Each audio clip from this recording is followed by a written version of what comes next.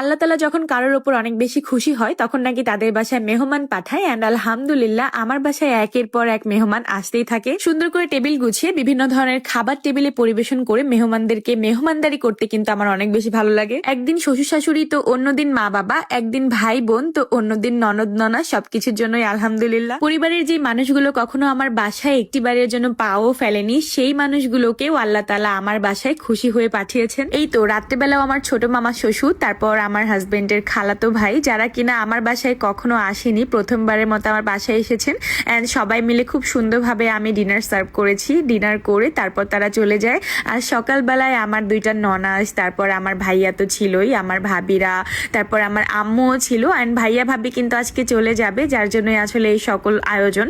আমার ভাইয়া পিঠা খেতে খুব পছন্দ করে, যদিও ডায়েটে আছে, যার জন্য আসলে ওইভাবে খাওয়া দাওয়া করতে পারতেছে না। একজন বোন হিসেবে আসলে ভাইয়ের জন্য যতটুকু করার, ঠিক বিষয়টা এইরকম না। বোনেরা আসলে এমনই, ভাইরা তাদেরকে ভালোবাসুক বা না বাসুক, একটা বোনের মনের দিক থেকে ভাইয়ের প্রতি যেই টান, ভালোবাসা, স্নেহ, সেটা আসলে ভাইদের হয়তো বা থাকে না।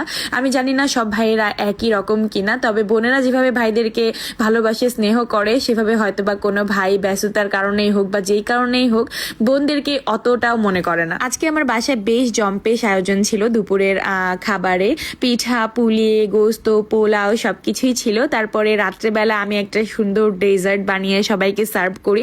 এত বেশি ভালো ছিল ডেজার্টটা, এত বেশি খেতে মজা ছিল। অ্যান্ড প্রথমবারের মতো কিন্তু আমি এটা বানিয়েছি, যদিও ইউটিউব দেখে দেখে বানিয়েছি, তারপরও সেম মজা হয়েছে।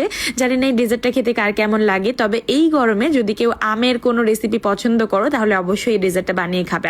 ইউটিউবে সার্চ করলে কিন্তু পেয়ে যাবা, মানে কি লিখে যেন সার্চ করতে হবে, ম্যাঙ্গো ডেজার্ট। হ্যাঁ, ম্যাঙ্গো ডেজার্ট লিখে সার্চ করলে কিন্তু পেয়ে যাবা। সুন্দরভাবে ম্যাঙ্গো ডেজার্টটা বানিয়ে কিন্তু আমি ফ্রিজে বেশ কিছুক্ষণ রেখেছি অ্যান্ড ঠান্ডা হওয়ার পরে সার্ভ করেছি। এত পরিমাণ খেতে ভালো লেগেছিল।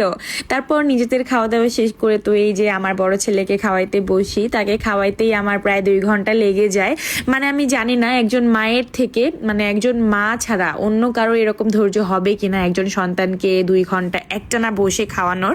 আমার মনে হয় না পৃথিবীর কেউই এরকম পারবে, শুধুমাত্র একজন মা ছাড়া। তারপরে আলহামদুলিল্লাহ আমার ছেলে শেষ নলা পর্যন্ত যখন শেষ না করে ততক্ষণ পর্যন্ত মনে হয় একজন মায়ের শান্তি নেই। বড় ছেলেকে খাওয়িয়ে ছোট ছেলেকে খাওয়ানো শেষ করে দুজনকে ঘুম পাড়িয়ে তারপর আমরা আবারও চলে আসি রাতের ডিনারে।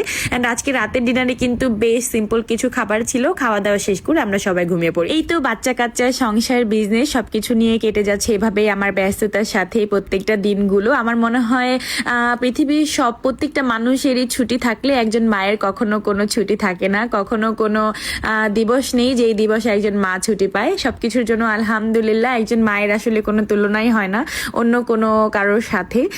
সবাই আমাদের জন্য দোয়া করবেন, এভাবে যেন আমরা হ্যাপি থাকতে পারি অ্যান্ড আপনাদের সবার দোয়ায় আরো দূর এগিয়ে যেতে পারি। অ্যান্ড আজকে ভিডিও এই পর্যন্ত শেষ করছি, দেখা হয়ে যাবে সবার সাথে নেক্সট ভিডিওতে। আল্লাহ হাফিজ and thank you so much for watching.